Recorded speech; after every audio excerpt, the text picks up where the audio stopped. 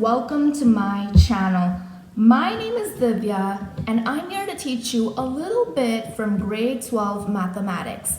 Today we're going to jumpstart with our first chapter as the academic year has just began. So with no further ado, let's start with relations. Okay, relations is something that's based off of the sets chapter that you have already learned. So essentially speaking, a relation can be considered as a subset of A cross B. Now I hope you understand what I mean by A cross B.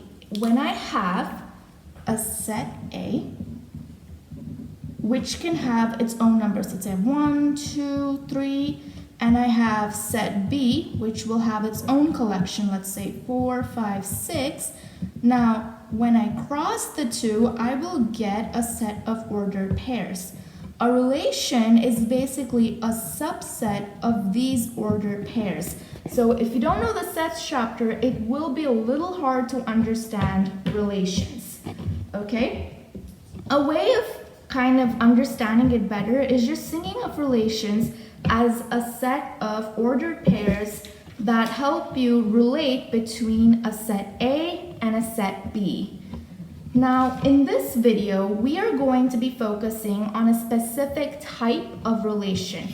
We are going to be focusing on a relation R, which is on set A. In other words, A cross A, meaning instead of a set B, I will have a set A over here with 1, 2, 3, and I will be crossing between these two. Now, what exactly I mean by the set of ordered pairs? Essentially speaking, when I get a relation, it could look something like this. And I have lots of different types of it, okay? So let's start with my first type. The first type that we are going to see is reflexive relation. And the condition for it is this. A cross A belongs to R for all A belongs to A. What does this mean? Going back to my previous example where I'm assuming A is equal to 1, 2, 3, it means that this element A over here has to belong to set A, meaning it can only be 1 or 2 or 3. If A is equal to 4, then this relation will fail. Now, as it's kind of obvious from here, essentially when I'm saying reflexive, it means I can have 1, 1 belonging to my relation. I can have 2, 2. I can also have 3, 3 inside of this relation. It is only if I have all three of these that I can consider my relation to be reflexive. Now, a way we can kind of remember this and not get confused with the other types is this. The way we can remember this is reflexive has the words reflect in it, just like reflection.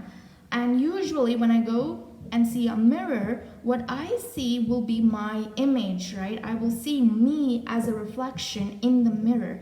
Similarly, whatever comes over here will be the same number which comes over here. For instance, if I have cat, cat, that is all right. But if I have cat, dog, that's not all right. Okay, I hope you understand reflexive. That is your first type. Now moving on to our next type. So the next type for us is symmetric, and this is your condition. For symmetric, you have this condition where A, B belongs to R and B, A belongs to R for all A, B belongs to A. What on earth does this mean?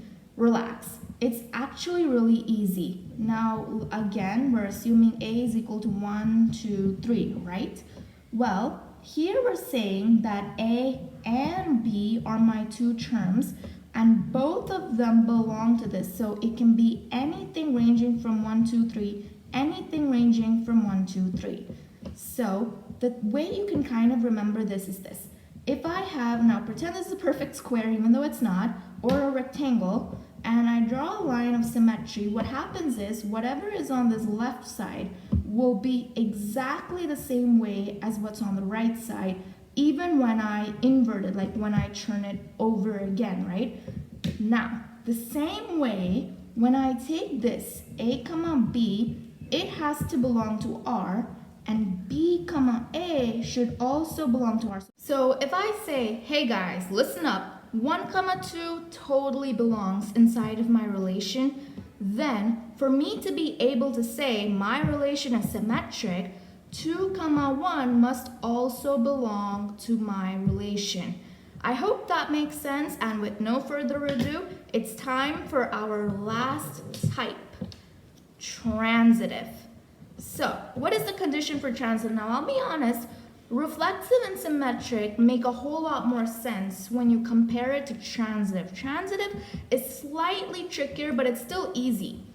Again, I have A, again. Now for transitive, remember how transitive starts with T? For your A to be able to be saying it is totally transitive, it must have at least 3 terms. I cannot say something is transitive if my relation is based on a set A which has terms less than 3, okay? So what is exactly this condition is saying is, again, A, B, C are elements that belong to A. If I say 1 comma 2 belongs to R, and I tell you 2 comma 3 belongs to R, then for me to be able to say my relation is definitely transitive, I have to be able to have a 1 comma 3 which belongs in my R. So note, 1 comma 2 belongs to R, 2 comma 3 belongs to R. This is A, B, this is B, C. So now AC, which is 1 comma 3, also belongs to R, and hence it is transitive. Just like that, we are done with all 3 of our types. Now let me show you this example one more time, and you can tell me, is it reflexive? Yes, it is. 1 comma 1, 2 comma 2, 3 comma 3, definitely reflexive. Tell me, is it symmetric? Well, I've got a 1 comma 2 and I've got a 2 comma 1.